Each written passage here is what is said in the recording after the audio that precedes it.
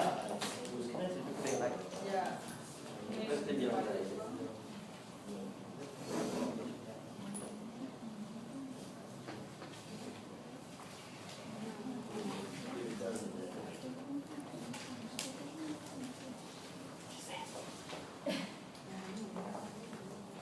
Okay, don't worry about it, but I'll just show that's I have battery. Trying to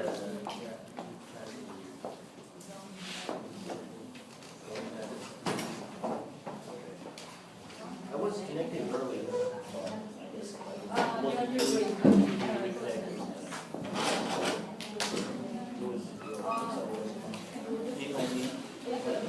it's okay. Yeah.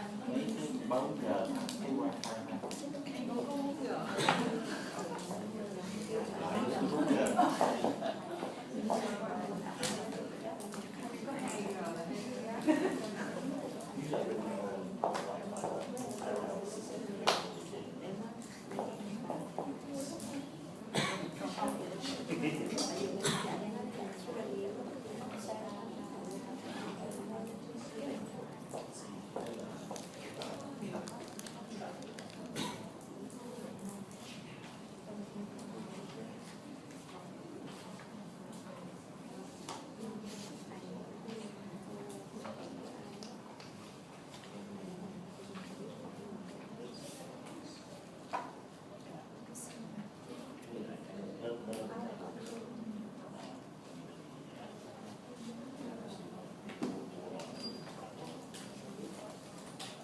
It's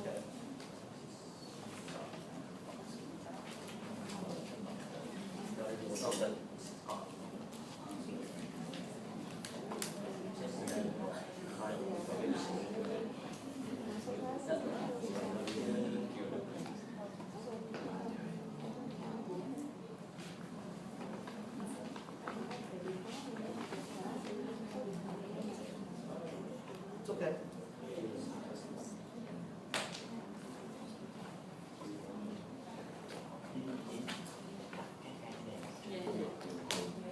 It's okay, don't worry about it.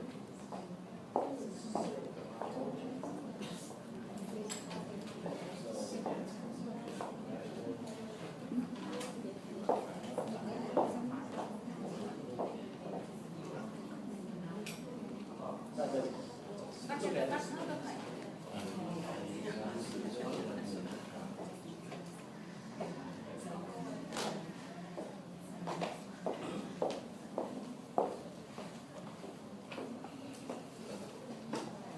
It's okay.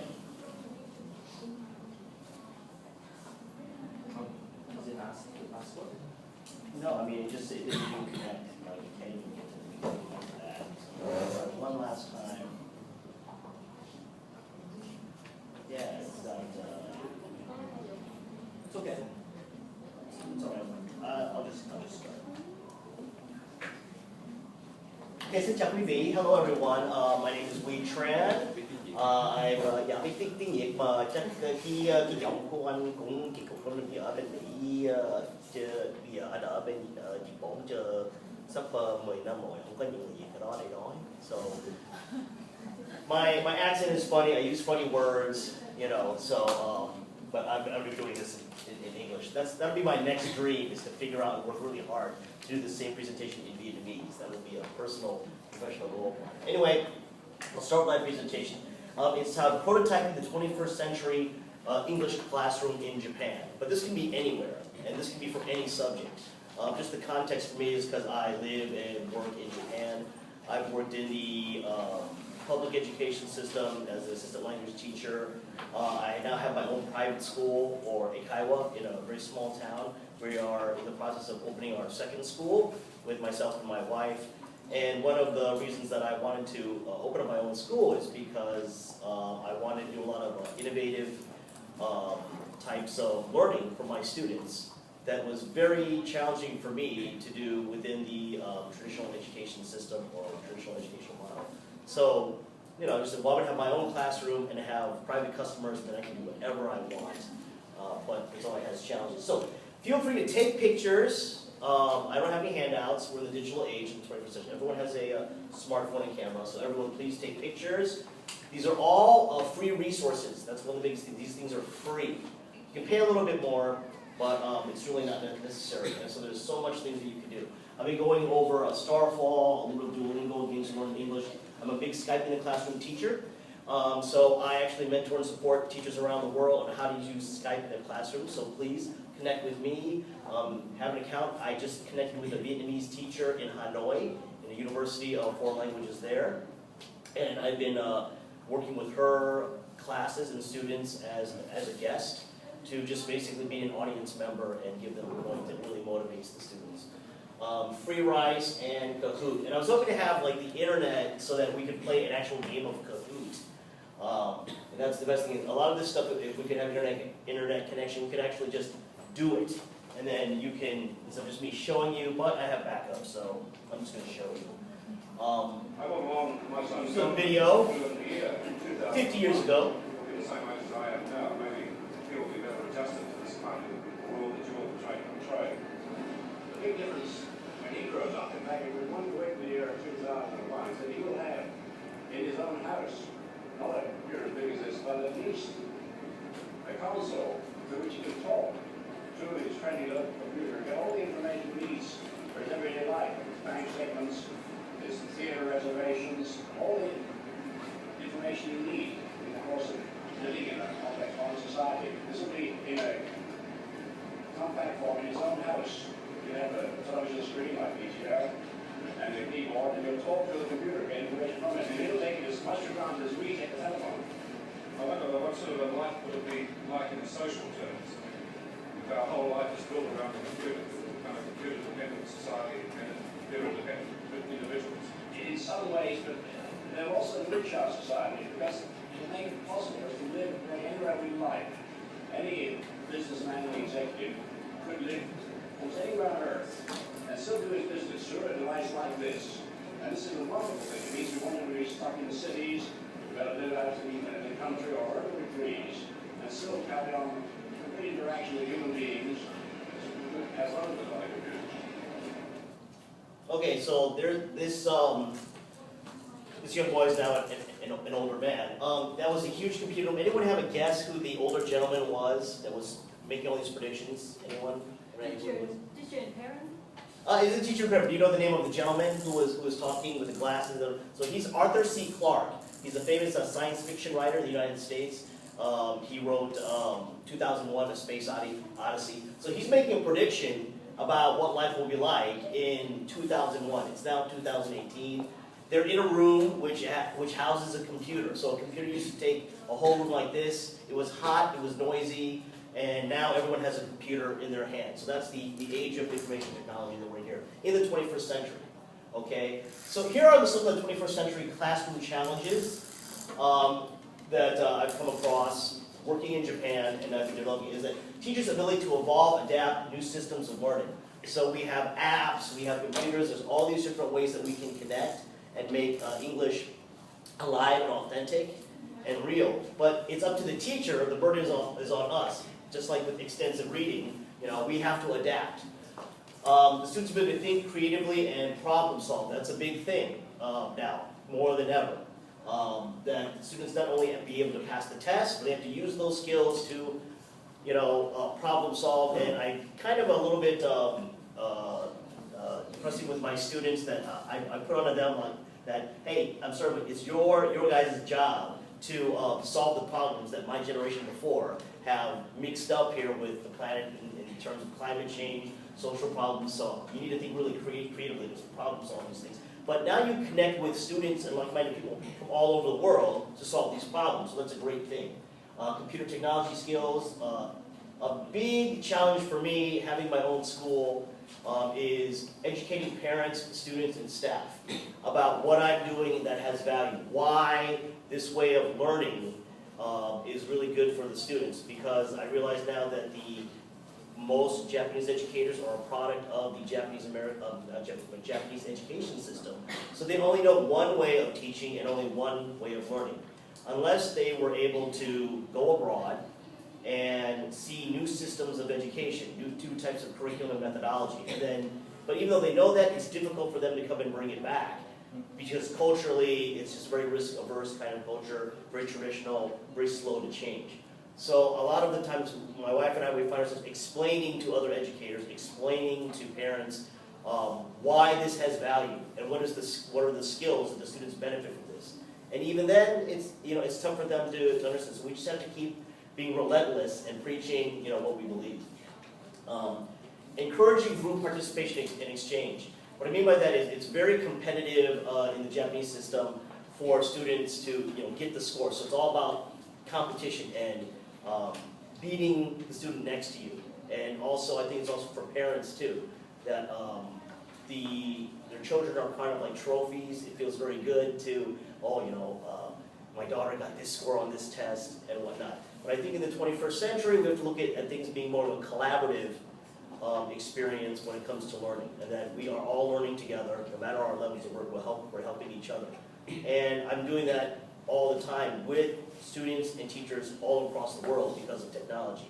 I'm getting ideas from a teacher in India, from Japan, from Korea, and we help our students have authentic experiences. And we're collaborating together. That's the best thing. Sometimes I find it better that I actually can collaborate with another teacher in a different time zone, on another part of the world than I can immediately within my school system that I work with. Because in the 21st century we have these systems and we have these machines that can do a lot of the practice and a lot of the learner engagement, it's now that instead of the teacher focusing on just the knowledge base and making tests, making quizzes, I feel it's like now I can really pay close attention to my students and their individual needs and their strengths and weaknesses. So instead of the teacher being just the vessel of knowledge and skills and trying to put it out there for people to absorb, now we can have machines that are high interest for students so that they can do that type of activity, and I can really just focus on them and see what interests them, see what makes them want to learn, and help motivate them, okay? Another big challenge for teachers is your own patience and perseverance to support the individual needs of yourself, learners, of your students. So it's easy to make one test, everyone read the same book, and that's a lot easier for the teacher to explain, and then everyone takes notes. It is a lot harder to meet the individual needs, but again, we have these tools to do that. I'll go back here. So the great benefits of the 21st century classroom have these aspects. That you can have knowledge and skills anytime, anywhere, and can be accessed by anyone. Of course, you need to have a smartphone, you need to have internet, a connection and everything. But now we're at the time that we can actually talk to machines, asking questions, and get answers. And anyone can gain this experience and expertise at any time. Authentic interpersonal expressive communication skills. We do that through Skype. I do that through pen pal letter writing, using social media, Facebook, and just really helping and encouraging the students to communicate with other students, second language learners. And a big thing in my classroom, in my school, is things are asynchronous, active, and autonomous. So that means that we're not doing the same thing at the same time. The students are active and not passive, not just sitting there listening or pretending to listen and just taking notes. They're interacting with the machines or each other or a virtual person. So through Skype, they're interacting with another student, another teacher in another country to have a conversation, which leaves me more time and freedom to go and facilitate and focus the kids' learning. And autonomous means the students, they do it themselves. They police themselves, they engage themselves. I make a schedule which I'll show you, but now it's at the point where the students, they come in, they see their schedule, they know where they have to be in a certain town at a certain time, they know what activity they have to do, and they go do it. And it's just my job now to say, you're running a little bit behind schedule, or my job to say, I can see that this activity is a little bit too difficult for them, let's change your schedule, let's give you an extra 15 minutes, okay? Because don't worry about the other stuff, do this activity instead for an extra 15 minutes. I have my students, they work in, sometimes individually, but it's really important they work in small groups and in partners and tasks so that they can communicate and help each other. and the student who is higher level explains to the other student. And by teaching someone, it helps them to embed their information even more strongly. And I'm always mixing it up. They never have the same group at the same time, and I have varied levels and varied ages. So I'll have a 10-year-old with a 5-year-old, I'll have a 6-year-old with a 8-year-old. I'll have them all mixed in with different ages and different levels to work together. So the key thing for my classroom is instead of being just like we have now with the students on one side and the teacher on the other side, it's station-based or activity-based and with specific tasks. And I'll get into that with some diagrams. And they work in these groups, in these stations for group collaboration and helping each other. And we also focus a lot on problem solving. Problem solving is basically the problem of maybe translation or learning the task at hand. Problem solving could just be writing a letter, but using technology to do that. Or just finish this worksheet as a group. It could just be an intensive reading type exercise. And I think the 21st century classroom is, we are now in the age of, I call it let's find out, because of all this technology. Too many times, I just think about when I was a kid, and if I would ask my parents a question, Mom and Dad, why is the sky blue? And they would have to be, well, let's think, maybe if they were patient, they would say, okay, well, let's write that down, and we'll go to the library, and we'll go research it. Or we have an encyclopedia at home. We're like, okay, let's go look at the encyclopedia.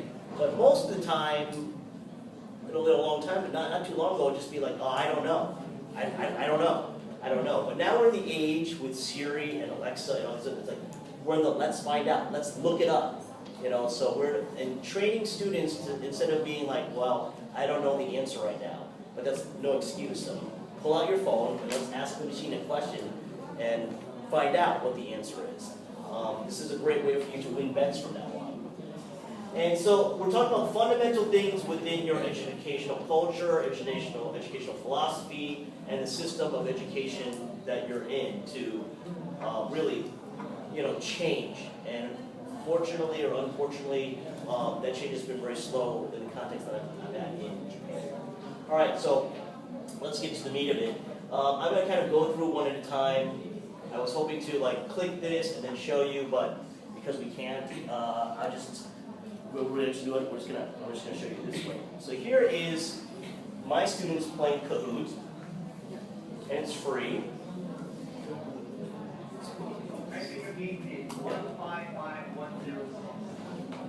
So we're on computers here, but you can do it on your smartphone. And you can do this for any subject. It's teacher generated, it's a question and answer game. And they're working in groups. They're working in groups of 2 or 3 in a team mode. So they have to talk with each other.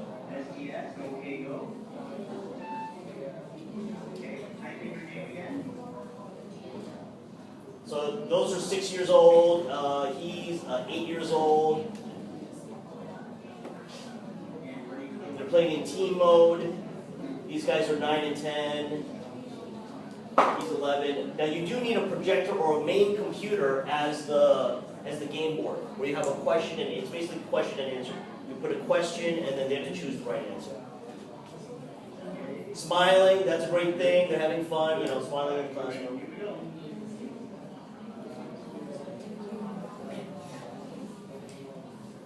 Are you ready? Okay, let everyone read, please. 1, 2, 3, read.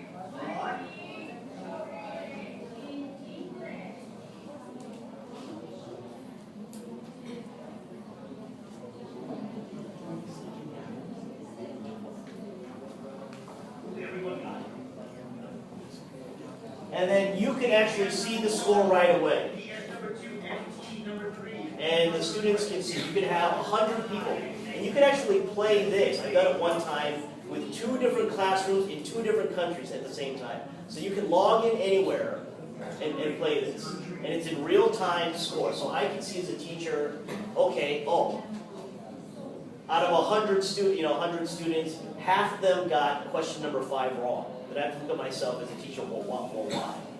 And you can actually get an Excel spreadsheet at the end of it that collects all the data of everything. So you can see where the strengths and weaknesses are. You can link video to it. So this is where the listening task comes in. So they have to listen carefully to this YouTube video to answer the question and choose the answer at the bottom.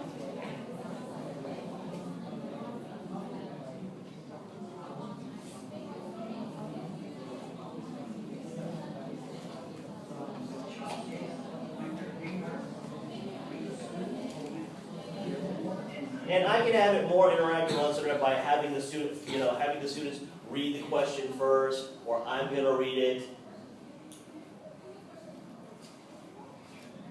And then they can see right here who got what right, who got what wrong. There's, they get feedback immediately. And then there's a scoring system, so we can motivate that way. It's like, who's number one, who's number two, who's rising, who's lowering the ranks.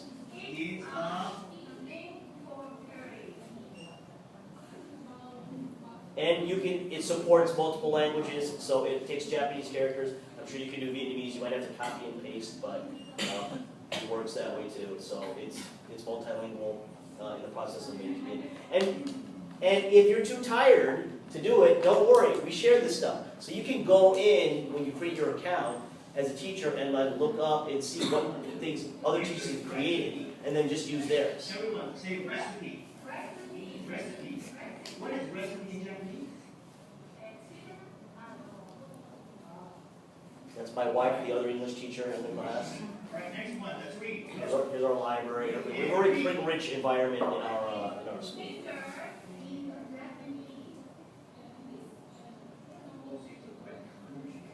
Okay, so you get the idea. The next one, let's see here. Here's my students that have the topics they're going to kind of... All right, let me get some background here. So this is education.microsoft.com, Skype in the classroom. Skype is like more than 10 years old now. And how many people know what Skype in the classroom is? Anyone? Oh, good. So basically, Skype in the classroom is a dedicated group by Microsoft where you just create an account, just like Facebook, as a teacher, and you can find guests. You can have astronauts that are on the space station, be a guest in your classroom via Skype.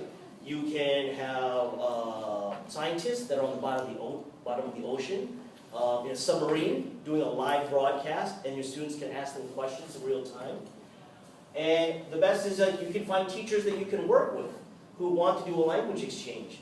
And then you set up a calendar when you're available, and it does all the time zone changes. You can specifically put in what you're looking for. I'm a university teacher in this part of Vietnam. My students are this level. I'm looking for this type of classroom to work with. We're doing a large project. We're doing a short project. They have a system on there called Mystery Skype, where you just have a calendar and you can just basically, there's a bunch of teachers, I'm a part of it, and I let you know what days and times I'm available. You can call and connect with me anytime with enough notice that I will be a guest in your class. And the students have to guess what country I'm in, using yes and no questions. We talked with students in Russia, Poland, India, Korea, Taiwan, Vietnam, America, Canada, Argentina, Brazil. I mean, it's just the whole world, and you're with like-minded teachers who want to connect their students and have a real experience. Here is just one example. Lovington, New Mexico, with my high school class. Here's their names there. I'm going to kind of zoom in on their names because they can't pronounce them. But anyways, there we go. And so you can video message, 3-minute video messages. So there's a time zone issue. Don't worry about it. You just send video messages back between students. So that's what we did. We could never have a live session with my Japanese students and my and these American students.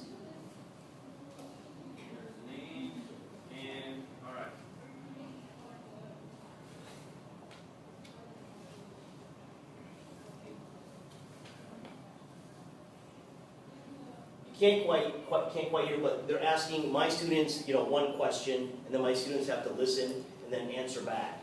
So here's the reply after they answer the question. Then now they have questions for them because that's a science class.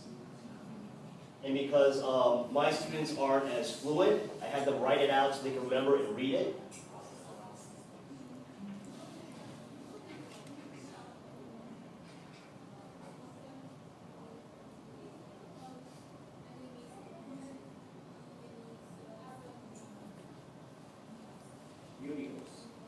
because my second language learners, perhaps their pronunciation isn't clear or they don't feel confident, we have them write it out so it can be clear for the American students. So we've been doing that with that class for the last 3 years now, and we do pen pal letter writing, but the video messages really motivates them and makes them come alive. This is my favorite student for all kinds of reasons. You always wanted attention. Now we give you the attention. What are you going to do? Do something. Come on, police officer. And he wants to be a police officer, of course.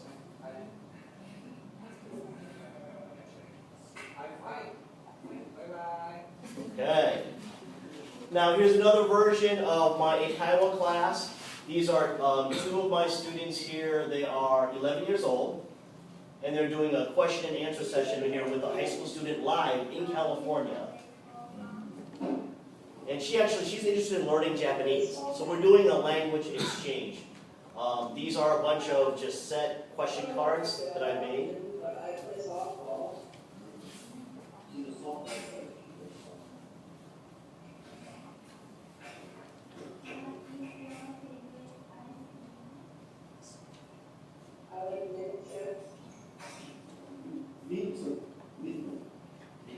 So I'm there kind of helping them clarify, since their English obviously proficiency is as high.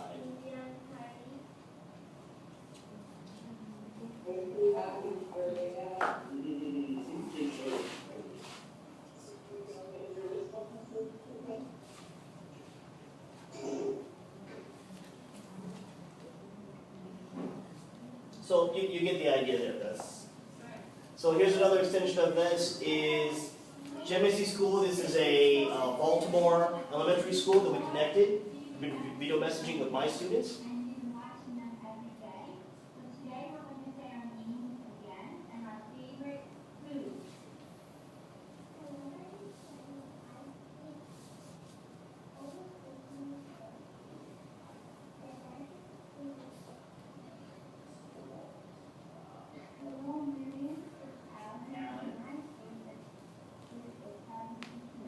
So they're answering questions that were generated by my students about what is their favorite food, what is their favorite whatever.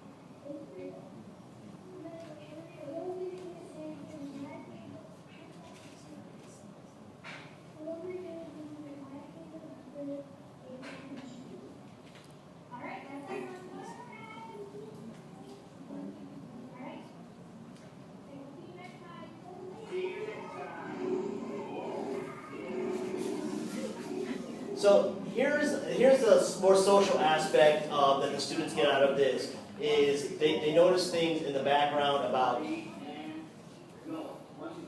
So now we're doing work. And then these are letter writing from that class that they've sent to our students when we sent back. And now they're doing the replies back to the students about their questions and stuff. And my students, they notice things like, oh, the classroom is different than in Japan. The kids are louder. Oh, he's wearing a Pokemon shirt. I mean, just a lot of little subtle things and nuances socially that you just can't get from the textbook that they're picking up on. And it makes it real for them. This is an audience that I'm writing to, not just this is homework. But I remind them, you're writing to your friend Tim. You're writing to your friend Kate. Okay? So, why is this upside down? Maryland.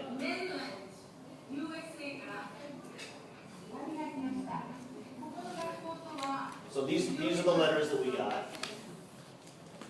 And that's my other side. And then so here's letters that my students generated. First, I had them write in Japanese, so they can just express themselves in their native language.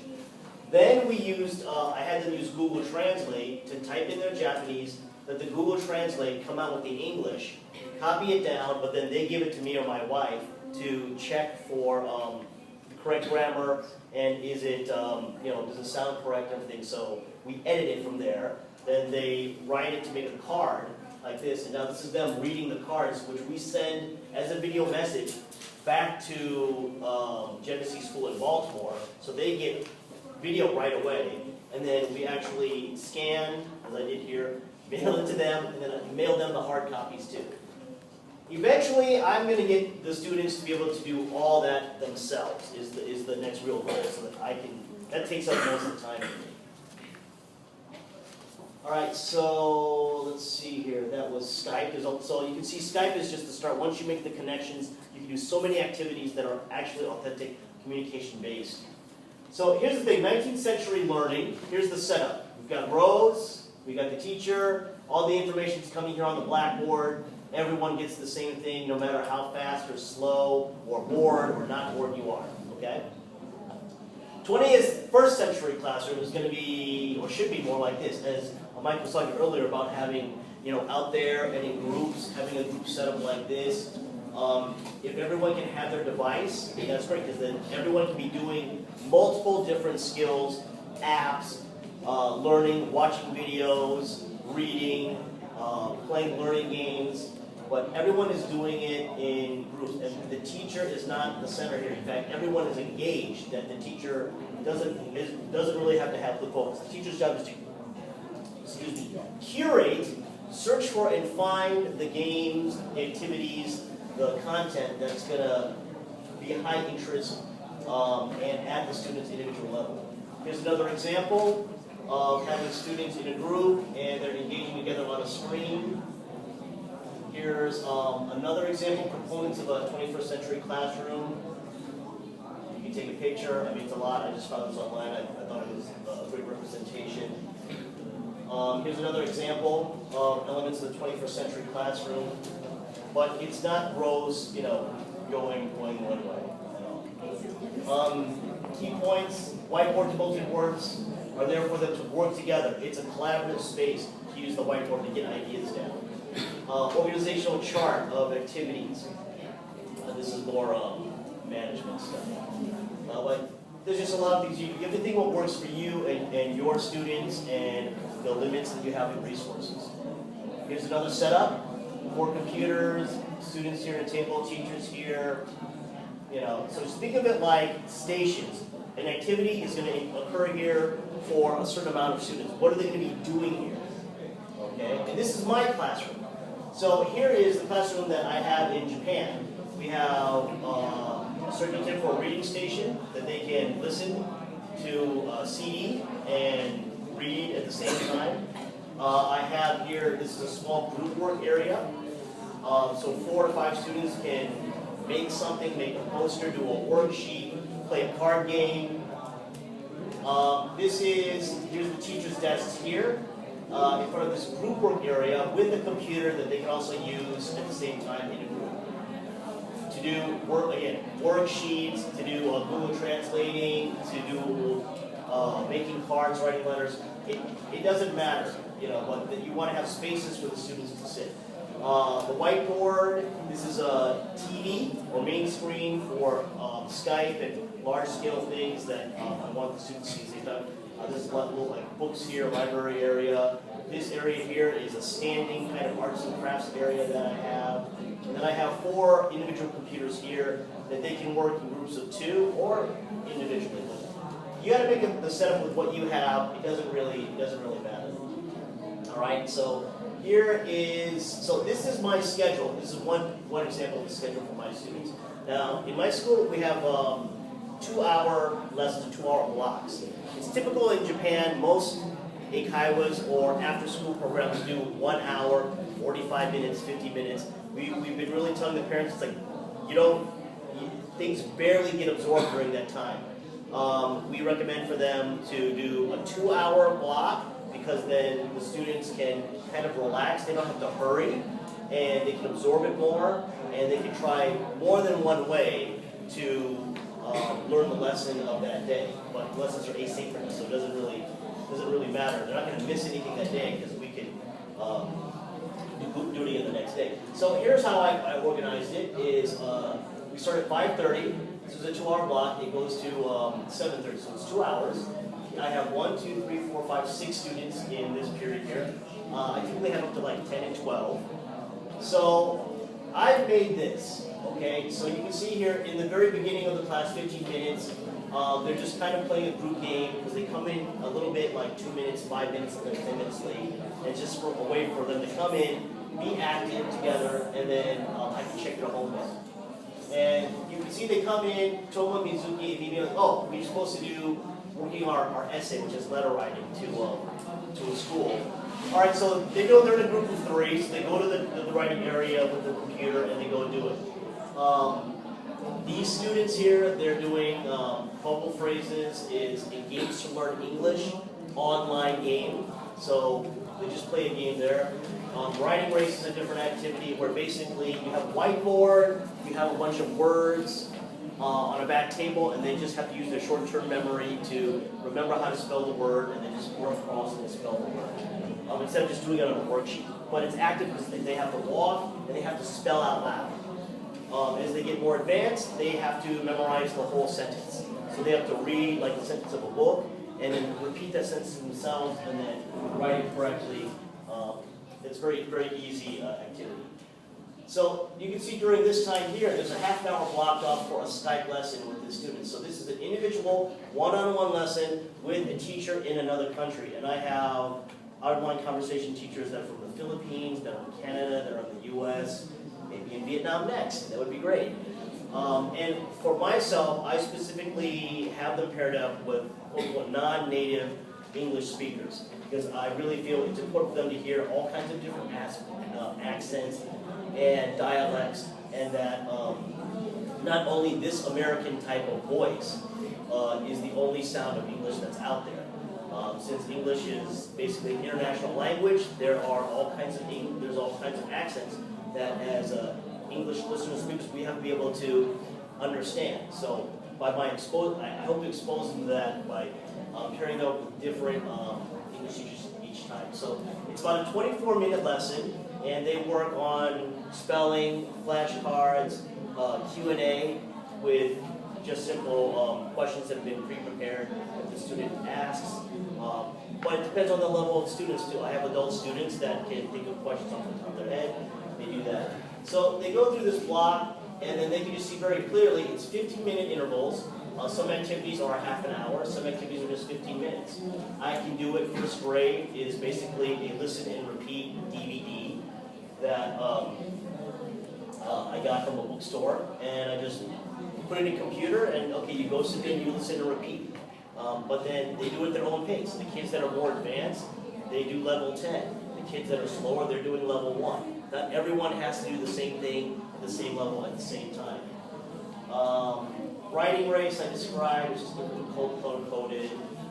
Picture dictionary is just basically they're making their own, it's art, so they're just making their own dictionaries from words. So they just have a list of words that are in English, they have to look it up in Japanese, and then draw a picture of it themselves.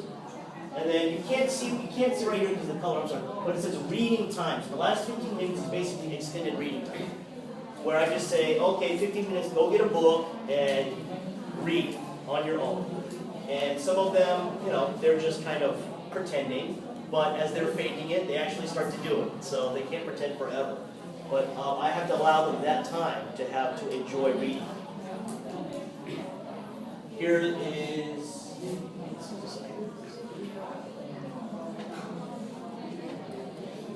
okay, so here is another example of it here. And let me show you in action. There's all kinds of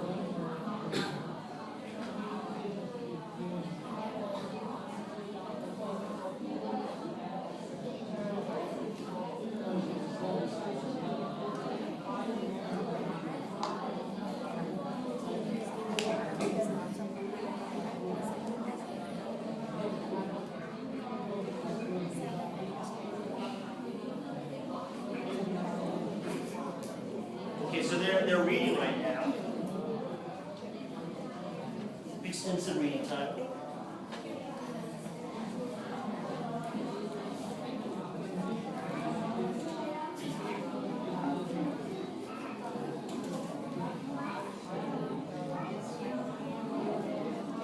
That's my daughter. She's a little bit advanced because she lives in a bilingual house. So that is a junior high school Japanese textbook that's being read by a 5th grade elementary school student. So you can see the actual setup of my class here. We just played Kahoot. So that's that one of extensive reading at the end. So here's writing race.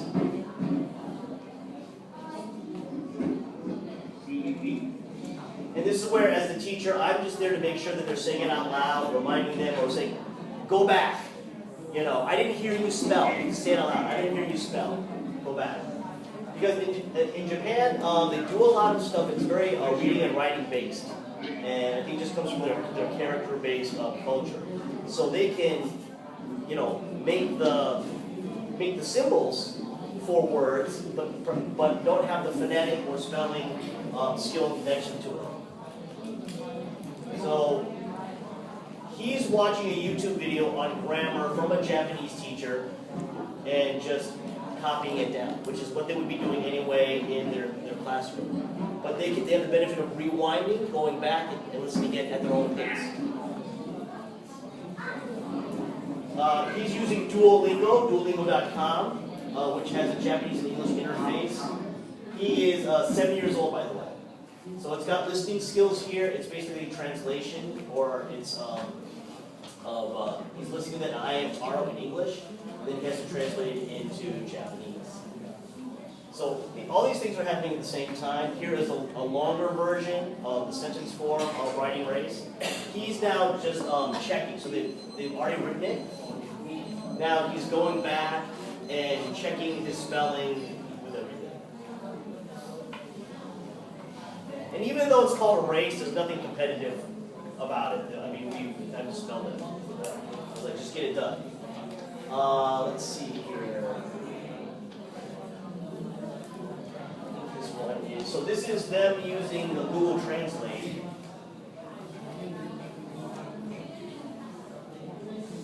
So this was just basically a word search, crossword puzzle that I actually made for my high school students, but I decided to give it to them just to see if they could do it, but using the computer. The high school students are supposed to just do it from memory, but I was like, okay, let me just use this high school sheet and use Google Translate. And I understand a lot of teachers say, well, it doesn't translate perfectly. It doesn't have to be perfect. But really, I want them to get used to using these tools and machines to help them learn, and they can teach themselves. And it's my job as a teacher to correct them, you know. But they have to learn how to use the tools.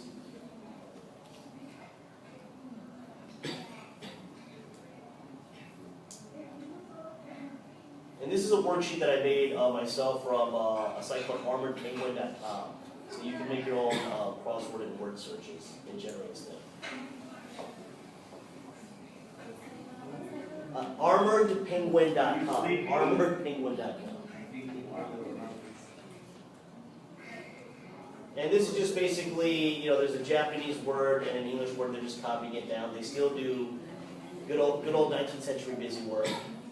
So here he's doing a live Skype one-on-one lesson with a teacher in the Philippines. She's sharing her screen and he's going through the phonetic blends of a CL, club, with him. She's just sharing her screen so that he can read it through. This is Quizlet, Quizlet.com, Quizlet.com, which is another free one. It's a site that you can make your own stuff, or you can just use what other teachers have made. So it's simply spelling, type what you hear. So you used to hear the word in English and type it out. So I'm just going to go like, okay, did you repeat it? You have to repeat it. That's my job. I mean, after finding all this stuff. Okay. What am I doing here? Okay, so he's doing a fill-in-the-blank listening activity of Freddie Mercury and Queen's Somebody to Love. And these are videos off of YouTube called kinetic typography. Kinetic typography. It's just basically someone has made a very cool, cool video that has words to match whatever's being spoken. But it's a great tool for students because then they can listen and read at the same time. And I'm introducing them to like cool music that they would otherwise not get. That's how I look at it. He is 8 years old, or he was 7 years old at the time of doing this. And a large part of it is he's just learning how to use the computer. That's one thing in Japan is like their computer literacy is kind of behind other countries. They don't really start touching or using a computer extensively until high school. They're introduced a little bit in junior high, but it's like maybe twice a month in a computer lab. Excuse me? Yeah. How do you pick up a particular activity that suits the students? They switch, change the activity all the time. And then how do you decide what activities match with students? I just throw them in when I've done like a new app or activity, and then I watch very carefully to see how well they do in a group or by themselves. So I have to really study and watch and see how they do. Then I adapt the schedule eventually. But that's why it's called prototyping. Don't worry about it. I think the thing is the kids are curious and they will try and they will learn, and you just have to give them the time to struggle. Struggle is part of it. To struggle and try to learn it, and they can help each other to do the activity. But if they don't succeed right away, that's okay. That's my job as a teacher to adapt it accordingly. Here's another example in our classroom. What are we doing in activities today? So he's doing a live Skype one-on-one session right there. And he's got a bunch of cards out there. He's reviewing cards with this. I think that teacher's in California now. Where is this from? Oh, this is just a typingclub.com. This is a typing interface exercise game that's free. Because their typing skills are not there yet. Very slow. Fast, furious, nice. Continue. Whoa, good job. And they get immediate feedback on these games with their progress. And our class was very noisy because everyone's doing different things at different times. But it's not a problem because actually the kids, it helps them, they have to focus more. And they drown out the noise. The kids, they focus and they ignore everything else. And I've had students tell me they actually kind of like the noise because it's their friends in there and it calms them down. Whereas like a super quiet classroom, they feel more tense. So these students, they're doing extensive reading of Harry Potter in Japanese first. But then after that, they read the chapter in English. So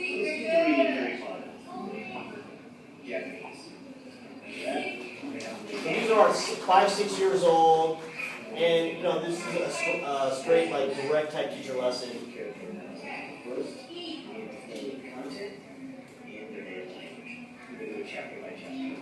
So we want to make sure they have comprehension in their native language first. That way when they read the second language, they don't have to focus on what's happening. They already know what's happening. They just have to make the connections of the different words. They're using dictionary skills here. So we're teaching them how to use dictionary skills. Because even though in Japan they have lots of dictionaries, they're not taught on how to use them.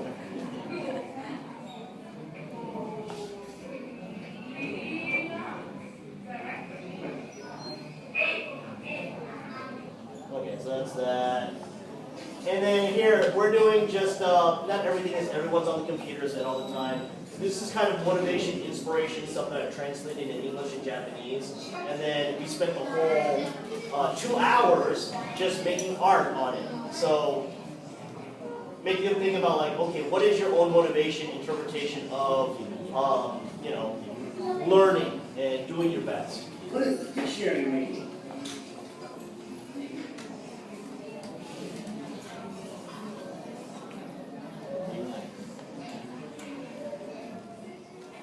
Another example of a Skype one-on-one. He's got a bunch of questions here to ask her. He's doing a phonics exercise. This is from starfall.com. Starfall.com. She's watching Bruno You Mars. want to dance? No. Here's another example of the writing race.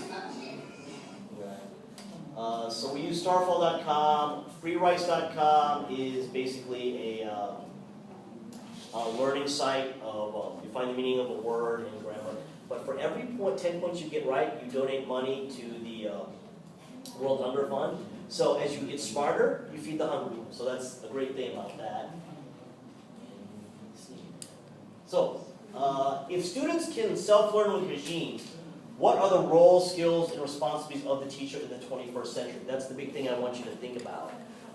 What is your role? Because I know a lot of teachers in here, you're worried about, them learning this information, teaching the test, make sure they understand. But if a lot of these machines can do that for you, that's why I look at it as like the role of the teacher is going to expand or it's going to change in the 21st century. Instead of us being the experts of the content area, the kids, they can find the content information and they become the expert. But then what's my job? And that's why it's called prototyping. We don't know. We're in brand new territory. Okay, everything that worked in the 19th and 20th century still has some application, but it's not going to work in the same way in the 21st century. And I think that's very motivating and challenging, exciting for us as 21st century educators to figure out. We're all pioneers, if we want to be, if we want to be. So please visit my classroom, do research, and study my students. I'd love for someone to come in Japan and do research and do a quantitative or qualitative study because I don't see anyone else doing it. Here's my contact information, and if you want to collaborate, please, when I go back to Japan, it doesn't mean we've lost any connections. And I will help you with Skype, I'll help you with any of the other resources and how to implement in your class. Are there any questions about anything? Yes? So, my only question is that how can you find so much energy for all the activity? Because it seems that for every individual student, you have to have kind of enough care and motivation and attention. Mm-hmm. So I just cannot imagine how could you do that? I couldn't imagine it either in the beginning. All I can say is just don't worry about planning and making it perfect. Is for yourself as a teacher, to be a good student and learn. So go into these sites here and play with them yourself. And then I think by playing with it, you're going to get ideas for your students that it's like, okay, we can do it this way in a small group. We can do it this way as a whole class, or this student is high enough, I can just, put them onto this website and play with it, and then have them teach a partner, whatever. But I think the first step is to, yourself as a learner, go and try and do this, and then you'll get ideas from it. Because these are just tools. It's just a matter of how you want to use these tools.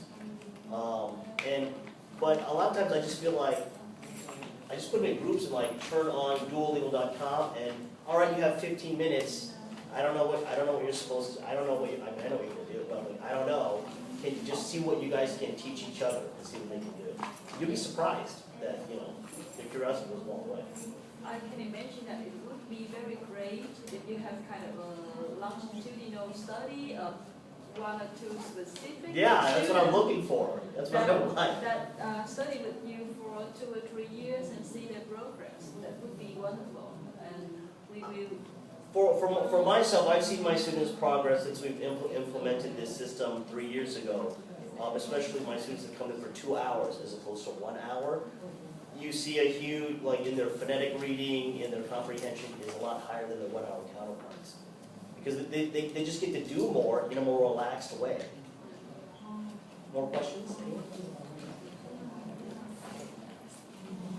So, on behalf of the attendants, I'm very thankful to you for bringing us the very interesting idea about teaching in the 21st century. I think that's some of what we share our mind. So, yeah.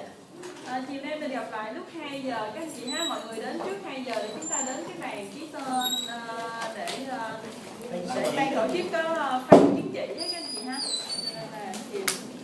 Chúc mọi người nghỉ trưa vui vẻ. Thank you.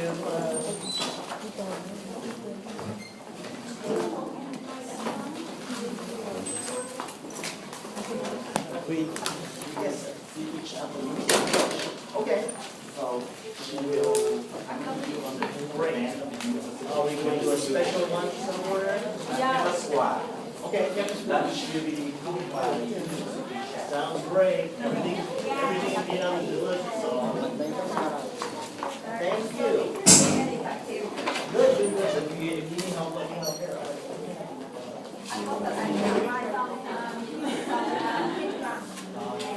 Yeah, no, let's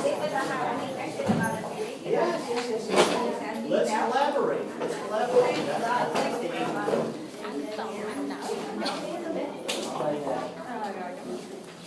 Mấy chị nói